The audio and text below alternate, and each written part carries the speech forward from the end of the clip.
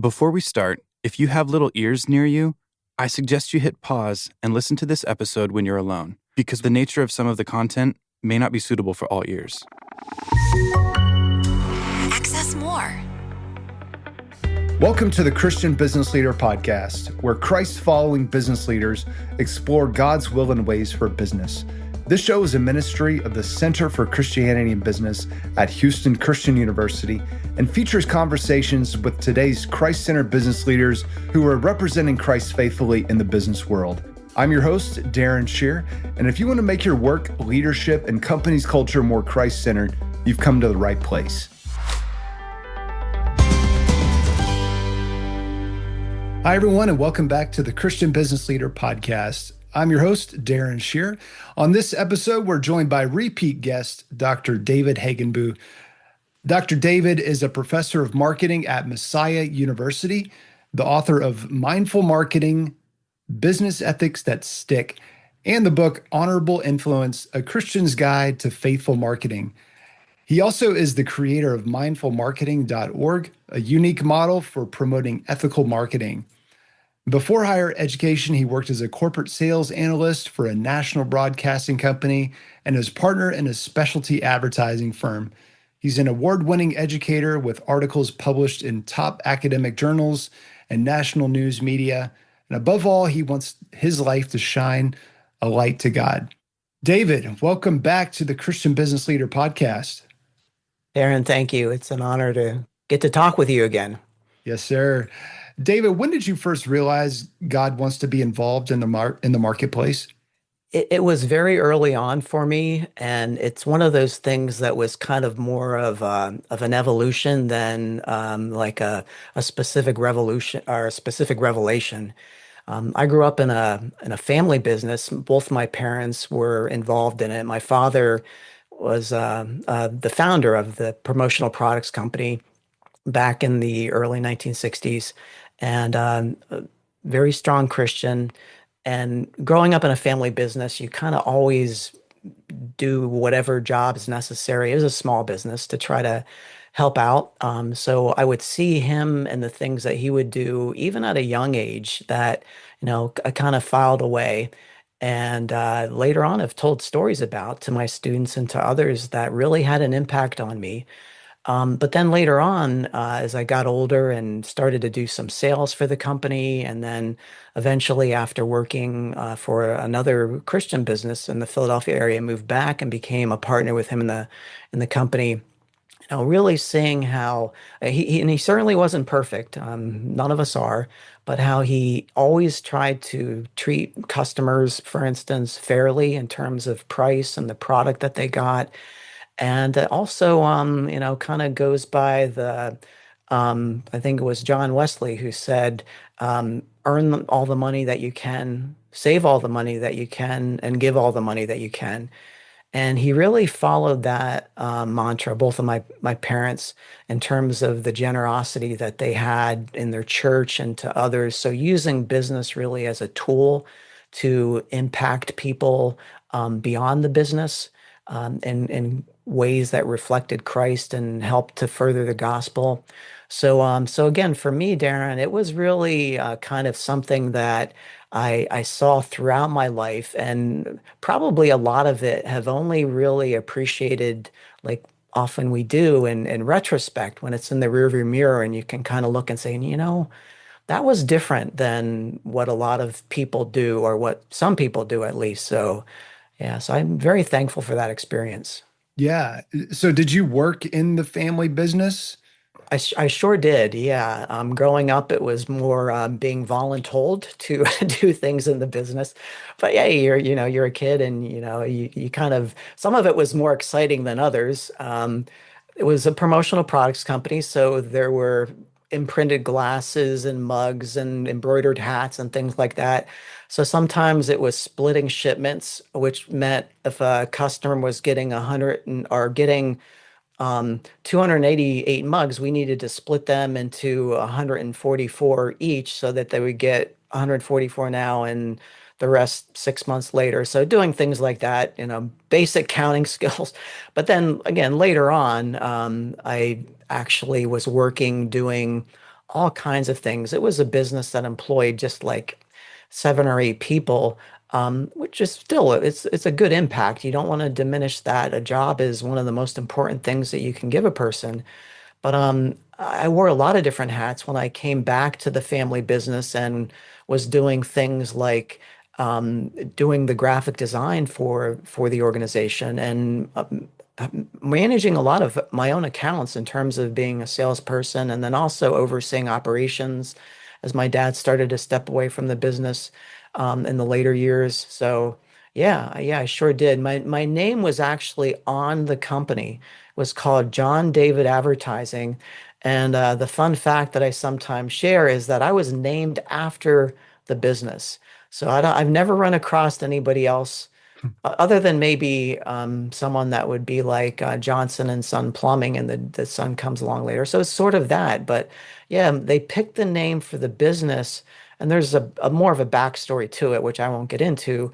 But they picked the name David before I was born, and then I was named David. So guess it was, kind of meant to be in more than one way. Yeah. Wow. What a blessing to get that discipleship training in a business context. Is that a was that a big part of what you understand to be your uh, discipleship journey as a young person? That marketplace discipleship. It sure was. And again, as I look back and things become a little clearer with years or decades in between, I kind of just took it for granted almost at the time that business people were a vital part of Christianity in the church.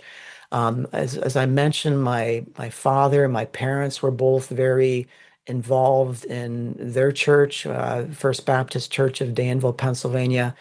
The youth leaders who led the youth program that I were in owned the local Chevrolet dealership. And so and there were others that I could talk about. So I just kind of thought, not just from my father, my parents, but from others that, seeing what they were doing in their businesses, but also outside of their businesses was very influential. There's one particular story I can tell here briefly that really impacted me early on. We used to get catalogs from calendar companies, and calendars were a very important part of the promotional products business. Probably not as much now as they were back then. But you think if a bank, if an auto dealership buys calendars, it's often a repeat order that they're going to replace every year. Their name on the wall calendar. So there were only though a few vendors of those calendars, and you kind of had to, if you're going to sell calendars, you had to go with them. And almost all of them, probably all of them at one point in time, sold calendars in their catalogs that we would get and use to sell from, that were not very appropriate in terms of decency. They would depict women and very well scantily clad, sometimes with even half nude, and you didn't have much choice in terms of using those catalogs. So my father had a very interesting approach, though. We would sometimes have, I'd say, rejected decals. We or maybe the vendor got the phone number wrong on a decal that was supposed to go on like the side of a truck for something. So we end up, keeping those. And my father would every time these calendar catalogs would come in, probably this time of year, in the summertime or in the fall, he would methodically take each of the dozen or so catalogs and paste over the pictures on the particular pages that had the women depicted like that with these decals. So you had no idea what was under them. They were just completely blotted out. So it never happened to me, but I can imagine that for some of the salespeople, it would be a real conversation starter as they would be showing the calendars to their customers, and customers flipping through and saying, what's under that page? You can't see anything. And my father would say, well, that's something we're not going to sell. Mm. And, if they pressed on that, he probably would have a conversation about that kind of thing and say why. And a real opportunity to kind of, unpack of his value on that and decency, and coming from the Bible, what God says about lust and just trying to show people at their best and, not wanting people to stumble. Well, that value of decency stemmed for him from the Bible, Old and New Testament. So yeah, so those kind of things. I think that's why our actions for ethics, even if we never take the time to explain to someone, like he never talked to me about that, and it wasn't like he brought me into the room when he was doing that, but I just kind of noticed that that was happening, and people file that away. And stories are powerful. Think of all the stories Jesus told.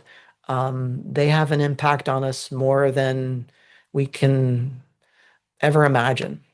Yeah.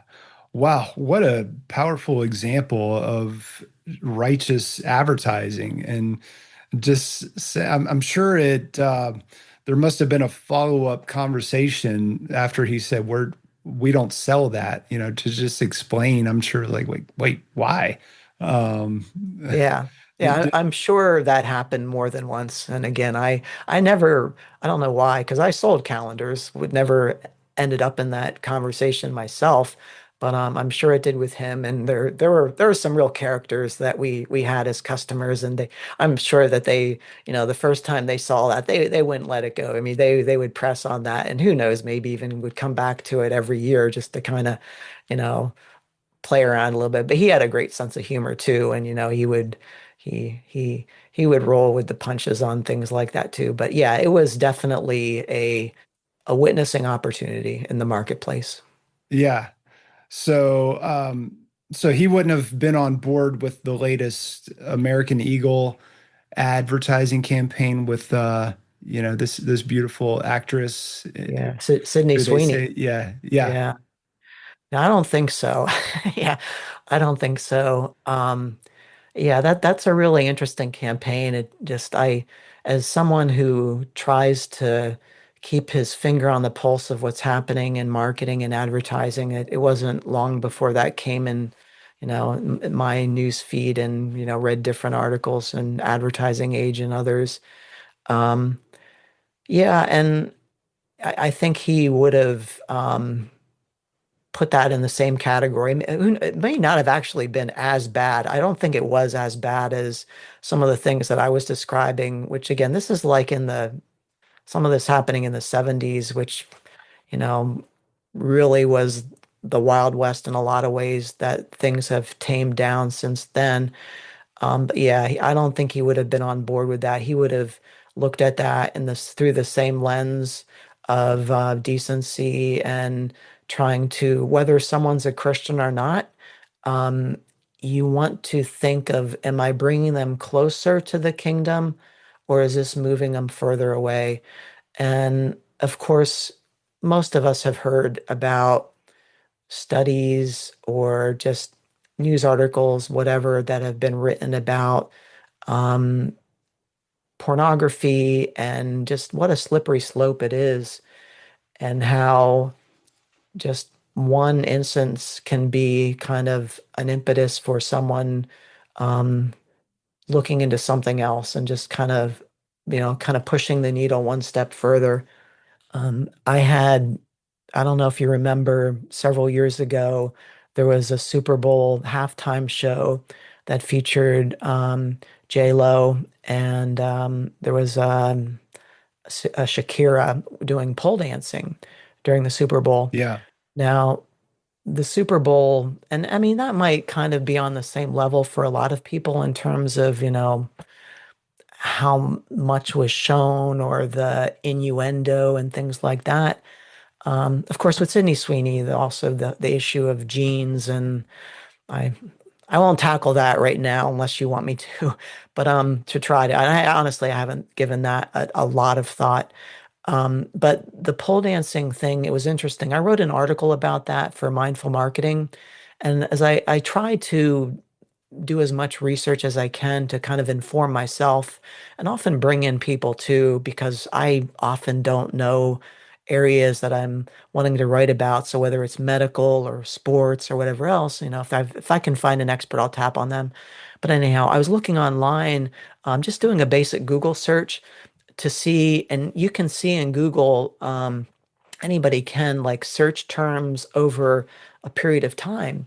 And if you looked at that specific time when the pole dancing was being done during that halftime show, searches on pole dancing increased like exponentially during Mm. that time, which for some people you look at that as oh, okay, that's interesting that that happened. But I don't think it's too hard to connect the dots on that and think like, because the Super Bowl reaches like a third of the American population. So we have about 330 million people in the United States. So you think a third of them are watching the Super Bowl, including the halftime show. Now that's going to include everybody from 4-year-olds to 94-year-olds. And particularly as you look at the lower end of that spectrum, like, do you want them to be watching certain things? Or just for anybody, do you want them to be searching pole dancing and, following up to, okay, now here's a video that shows more pole dancing. And I mean, I'm sure it can be a slippery slope for people, men and women. So those kind of things you want to be careful about. I'm not the one who would say that there's no place for sex in advertising. I think that God created us as sexual beings. And I mean, and some people would argue with this, but I think there's places, if it's for a vacation for honeymooners, that it's probably okay to show a man and woman in bathing suits for something like that because it's appropriate, it's contextual. And there's a lot too that goes in with like, and I'm not the best one to talk about this, but what are the camera angles and how long is the camera on a certain body part versus just a quick pan at a distance, versus a close up on something like it. So you can't necessarily put everything in the same bucket in terms of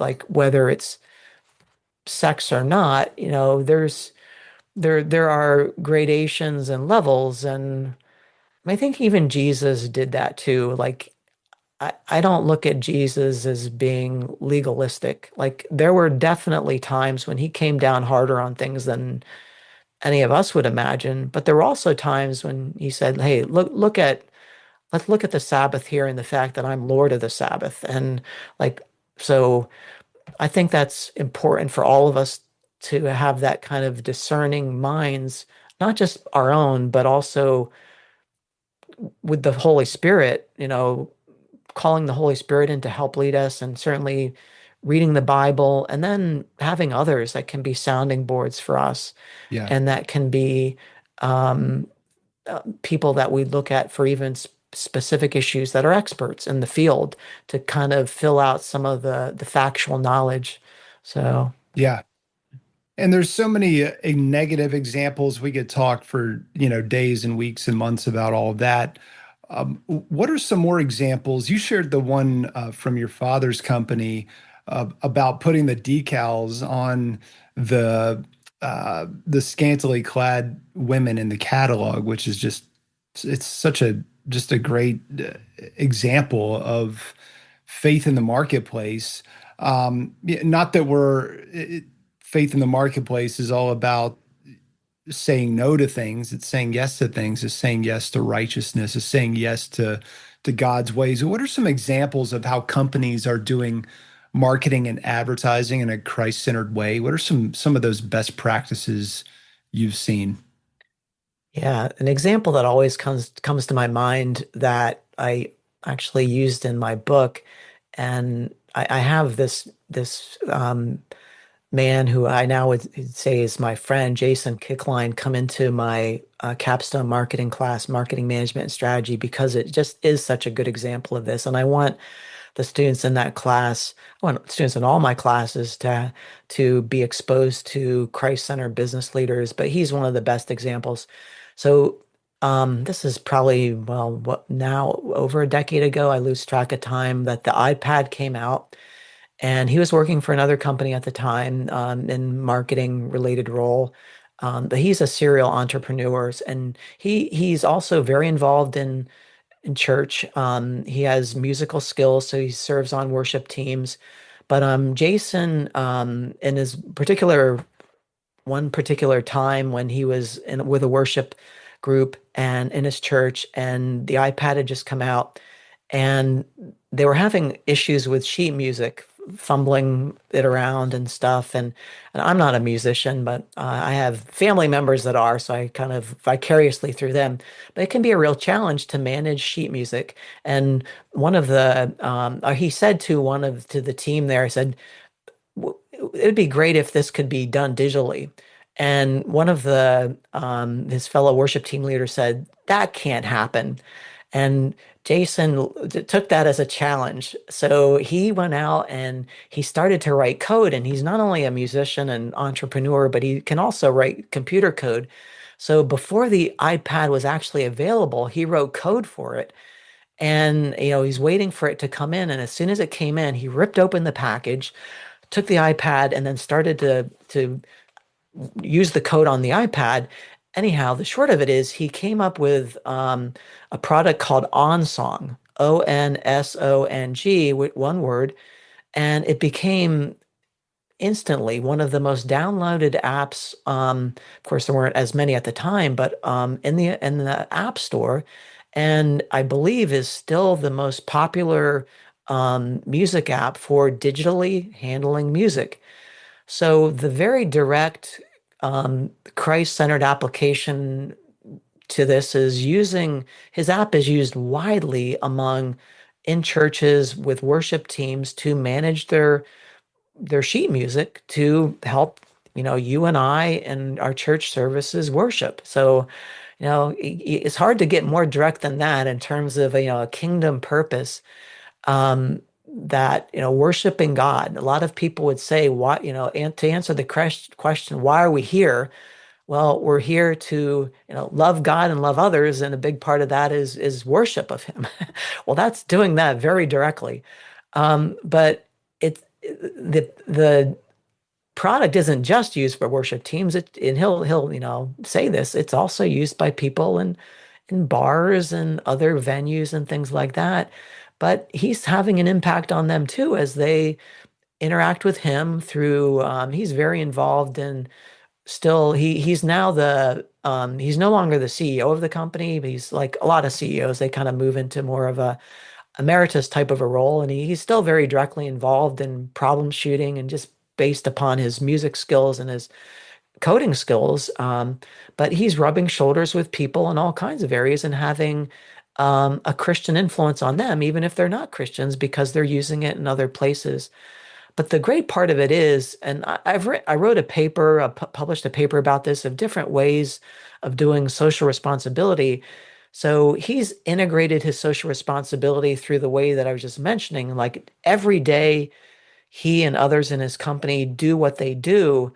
They're having a integrated influence on others in terms of helping people enjoy the gift of music, which certainly in churches, but in other ways, I think it's a gift that God gives all of us, regardless of whether it's Christian music or what quote unquote secular music. Music is from God, I would think, and there's it's a vehicle that He uses to bring people closer to the kingdom. So they're doing that, which is integrated social responsibility, but they also allow employees to take off a week a year to volunteer, and they'll go around the globe. Different people they've helped churches in several different countries in Africa by employees volunteering, but then also donation. And that's the third way. So integration, donation, and then volunteerism, I should say, and then donation, donating money. They tithe 10% of their earnings to nonprofits, often Christian nonprofits that employees can nominate. So that's the donation. And then the volunteerism, I said that secondly, is the third one, where employees can take off a week a year and volunteer for a nonprofit organization. So what a beautiful way to impact um, businesses, nonprofits, impact people's lives, impact the people not only that are on the recipient end, but the people that are on the giving end of those things, volunteering or knowing that part of their company's earnings go to those things. But yeah, volunteer integration, volunteerism, and donation impacting for Christ-centered ways explicitly, but also implicitly. I've had a hard time coming up with a better example than that in anything that I've ever seen. Yeah, yeah. Wow, what a great example of a really full spectrum Christ-centered company that seems to be getting it right in so many different areas, HR and their marketing practices. The product itself is of great value and use to people. What are some other best practice? Because you could even take it, even if you had a product like that that had so much potential for good, there's a way to advertise and market even a product like that in a way that could be deceiving, in a way that, for example, I'm just thinking off the top of my head, like, this is um, once in a lifetime opportunity, when that same deal is going to be available like next month anyway, and those sorts of gimmicks that are used in marketing practices. I mean, there's a lot of examples of companies getting it wrong, but can you think of any companies that really are standing out in their industry where here's a certain practice that everybody sort of understands as not being ethical, or at least it's not it's just it's questionable. We'll say it's ethically questionable. But then there's a company over here that, because of their values, they say we're not going to operate that way. We're going to operate this way because we are stewards of what God has entrusted to us. Yeah.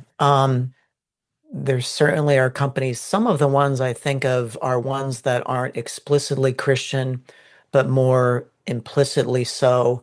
Or they might just have specific, very large, multinational corporations that do things that you look at and you think, well, I wonder if there's somebody in there that um, has a faith focus and decides not to do that.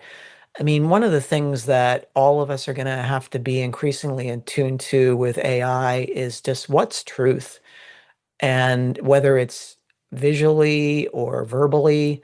I mean, deep fakes, most of us have read about that, maybe come across them. So, I mean, I think of a company like CVS, and they did this quite a while ago. And again, this is like a publicly traded company, but just deciding not to Photoshop ads that they would run because of the potential for misleading people. And I- like I still use Photoshop. I used it a lot when an illustrator in the promotional products company, our family business. And I mean, I love playing with it. You can do some pretty powerful things even without AI, let alone with what AI can do now with generative fill and things like that. But CVS taking a stand and saying, like, we're not going to Photoshop, particularly, and I think it was particularly related to ads or not allow ads even from companies like Lancome and others for makeup, just because makeup is a product where, um, you know, covering blemishes and things like that is what the product is intended to do. So you want people to get a good sense of the capabilities of the product, not the capabilities of the graphic software. So something like that, I think, is an example of, again, I have no idea where that came from, but it's taking a stand to do something that um, is kingdom consistent, I would say. Alexander Hill, who is a Christian, and there's a book that he wrote called um, Just Business. Uh, I'm not sure if he still works at InterVarsity, but he had, and he said in his book, I use this in one of my classes, um, that honesty, or I'm sorry, deception, which for a lot of people is the opposite of honesty. Deception is making someone believe something that you don't believe yourself. Mm. And even as I talk about honesty with mindful marketing in my business ethics classes, I constantly go back to that.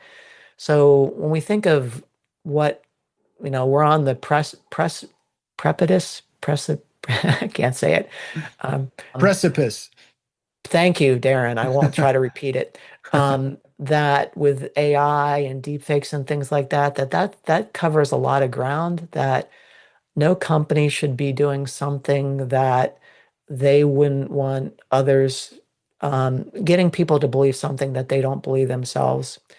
Another company that is specifically Christian, very kingdom focused, is Martins. Now, as I say, Martins, probably a lot of listeners, maybe some would think, well, I know five companies named Martins. Well, I'm talking about one that probably most of the listeners are familiar with, maybe not all. It's the Potato Roll Company. Martin's famous pastry shop it used to go by. Now it just goes by Martin's. Martin's is a company that's headquartered not far from where I am in Chambersburg, Pennsylvania. They're now global because of their potato rolls, and it started with Shake Shack. If you've ever eaten in a Shake Shack, you're eating a Martin's potato roll or Dave's Hot Chicken. They're they're around the world now. Um, I think of them in terms of another value, which is fairness. And anybody that I think you would talk to in terms of their customers or the vendors that sell to them would say, hey, this is a company that treats us right in terms of the price that we're paying for their products. I mean, who would buy potato rolls and have them and say, because you can't ship to Dubai or the United Arab Emirates or other, or into Germany, fresh potato rolls, they have to be flash frozen. That's the limit of my knowledge on this, and put in shipping containers and shipped over the seas to get there and still come out delicious. But you wouldn't do that unless you're getting those at a fair price. So they're not overcharging for something like that. And or their suppliers who they're getting the, potatoes from or other ingredients, they're paying them a full price. And I mean, I don't know what their income statement looks like. I've never seen it, but I know some people that are very directly involved there. My former college roommate, I have to name drop a little bit, Scott Heinzelman, he's the vice president of finance administration for Martin's, and he travels to the Middle East. You think, why does someone like that do that? Well, it's for credit reasons, not for marketing reasons, but it's more financial reasons. So they treat people well. They don't treat them as there's an article that we use in my capstone class as a share of the wallet, meaning like let's try to exact as much profit as we can, but no, let's make sure that we're earning a fair profit, but they're also making they're going to be able to make a fair profit too on the burgers that they sell in Dubai or wherever else. So they're treating people fairly. That stems from the gospel. Um, they have, if you go in there, and I can't remember exactly what it says, but on their floor mats, um, as you walk into the buildings, it says something along the lines of Christ first, put Christ first. Um, so that's out there for everybody. And I mean, they employ people from a lot of different um, worldviews. They're not all Christians, but anybody there respects the values that they hold that do stem from the Bible. And I think of probably verses like ones from um, uh, Colossians or from Proverbs, specifically, I guess, where God talks about abhorring unfair scales. And that, you don't put your hand down on the scale when you're selling to someone else, but you treat people fairly in terms of price. They live by that. They live by that. And they're again very specifically Christian. So anybody that wants to go to their website or go to their business, they see that that's the reason that they do. That's beautiful when you Yeah. can connect the dots like that for people to see. It's very powerful kingdom witness. Yeah, yeah. And the Bible does say that a false weight is an abomination to the Lord, but a just weight is his delight.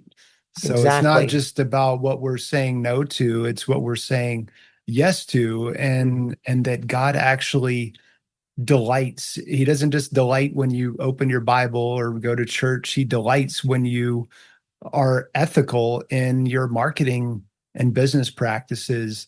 David, if you could just kind of rapid fire some very practical ways that we can be more Christ centered in our marketing and advertising.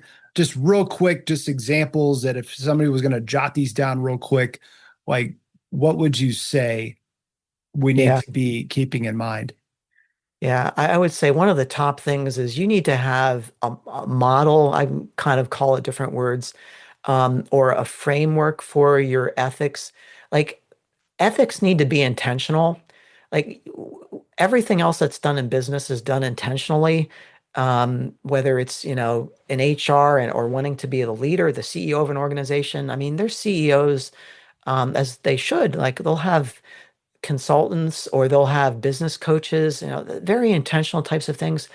Ethics can't just be a back burner, like, well, let's, we'll try to be ethical and we'll try to remember that. You should be intentional about it. And one of the best things to be intentional is to like have a model or framework. It could be a code of ethics for a company, but a good model, a very basic one is love God and love others, right? That's Jesus' greatest commandments. But I think it's also important to have something that you can be ethically multilingual with. And what I mean by that is, and I have to give credit to Dennis Hollinger, who has been the president now emeritus at several different seminaries, and he was the college pastor at Messiah University for several years. Wrote a book called Choosing the Good, which is where this is from. We need to be able to translate our ethics to others. So, I mean, you and I, as we've done here, can talk about Bible verses, and that's wonderful. That, edifies both of us. But if we're dealing with, which a lot of listeners are, with their employees or their coworkers who don't have a Christian worldview, we need to be able to translate on the fly sometimes things that we know are biblical, but in ways that they can appreciate. So five values that like so the model is the general thing. Five values that I often go back to, which are in the codes of ethics of a lot of different companies. I've done research about this, are these: decency, and we've talked about these along the way. Decency, fairness, honesty, respect, and responsibility. And I have Bible verses that I can connect to every one of those, but those are values that almost anyone from any worldview can relate to, or if you want to distill it back down, the golden rule, right? Treat others as you would want to be treated. That's biblical. You can find that in at least a half a dozen different places in the Bible, said in different ways, but it's also found in every major world religion. So you could talk to someone that is Muslim or Hindu, and they do have something in their scriptures that relates to that. And to me, that goes back to Romans 1:20 that God's imprinted on everybody's hearts ideas of good. So this isn't. I'm not saying that to try to support Islam or Hinduism, but just we need to talk to people. We need to make decisions with people that come from different worldviews. So those five values, they cover a lot of ground, as does the golden rule: do unto others as you would have them do unto you. Um, a couple other things here quickly is it's always better to ask questions when it comes to ethics than it is to point fingers. So I try to remind myself, like, and I've had things even not long ago that have come up in, different associations that I'm a part of and things. So if we can remember to say, rather than say like, that's really indecent, back to the Sydney Sweeney thing, or, that's really terrible. Like say, I wonder if that's something that would be better to try to find a different approach to, or I wonder if that's the right way to. So just framing something as a question, which doesn't seem like a big thing, but that will tend to lower the defenses for people much better than an accusation. So that's another thing that I think. So that along with the model, being ethically multilingual, asking questions, and then one final thing I'll mention here, Darren, which we've done along the way, is try to think if there's a story that you can tell, because those stories stick with us more than anything else can. And that's the reason that I called the book Ethics That Stick, or one of the reasons is we need to make our faith, and Jesus did that with the parables. Like they would have rolled off the disciples at the time and off of us if he didn't use them, and like never would have remembered him. But when he talks about the parable of the lost coin, or the prodigal son, or the wedding and the lamps, like we remember that. So to have stories that we can tell, whether it's about ethics or other business principles, that will go a long, long way. So I highly recommend to everybody, if you're better at remembering things than I am, then put them up. I'm pointing to my head right now. Put them up there. Or if you're continually forgetting things, like as I get older, and to write them down, which is also biblical, right on the doorpost of your house or on your iPad or laptop, type them. Keep a file of these stories, so then you can go back to and remind yourself of them and use them. Use them to teach biblical principles. Use them to bring across ethical, moral principles. Powerful, very powerful if we can all remember stories. Yes. Well said, David.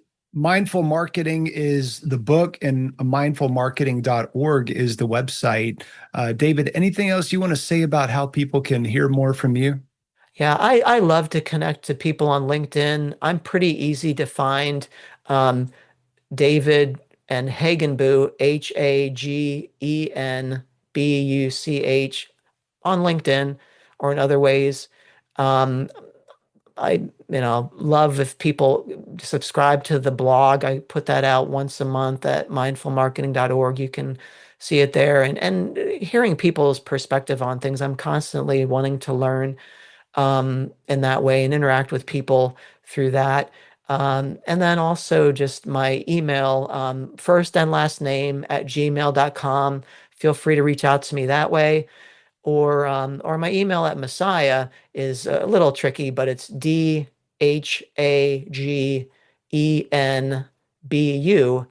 at Messiah, MESSIAH.edu. So I love to, I'm kind of old school, Darren. So, email still works great for me.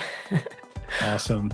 Well, David, thank you so much for spending time with me and our listeners today and helping us to be more Christ-centered in our marketing and advertising. My pleasure, my honor. Thank you for the great work that you're doing. Thanks for listening to this episode of the Christian Business Leader Podcast.